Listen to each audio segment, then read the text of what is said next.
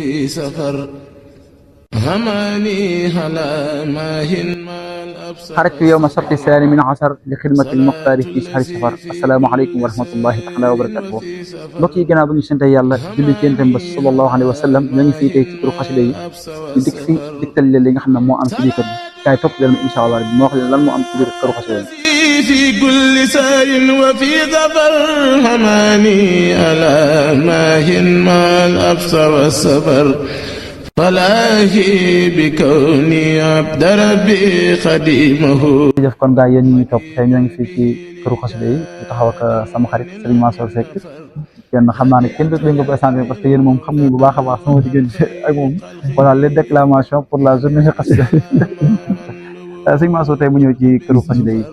nekk kër gu yàññi goo xam ne yaakaar naa xasida yi yeyoon na sax lu ëpp lii tey ban jàngat lañ mën a am ci téere yi nga xam ne ñoom waaw jàngat bi moom ci sa kàddu laa ko jëlee ndax li nga wax ne xasida yi yeeyoo na lu ëpp lii loolu boo ko sootee li tax wax ji jub mooy Sëñ Muntaxa noonu la ko waxoon dafa ne woon barab bii ñu tabax nii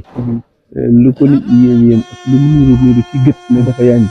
nee na desitu xalima yi Sëñ Tuubaa ak desitu daay rek jar na tabaxal ko lu mel nii jëlale naa nag mbind ma nga xamoon ko loolu nag junj la woon ci li nga xam ne ginnaaw bi dafa nañ ci ndigal nawet boo ko see def da ngay gis boo xam ne am na suñu borom dëpp la ko kàttan na ko sëñ bi doon la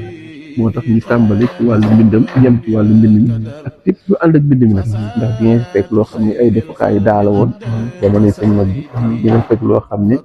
dañ ko daan jëfandikoo ci mbind mi moo tax ñu dugalaale ko ci mu doon loo xam ne rek ngir rek ñu gënaat xam ne sëriñ bi moom luñ ko defal yeeyoon ak lu ko kon lu ñuy wane ci moom rek loo xam ne dana wane ne kooku doyloo yàlla ak doyloo yonent bi moom la defoon ëpp liggéeyam ba lépp bu mucc woon cee mucc ba am ndam lu rëy loolu nag moom la ñu jéem a gaaral fii jëme ko nag ci wàllu xasida yi ak lu ci aju macha allah jërëjëf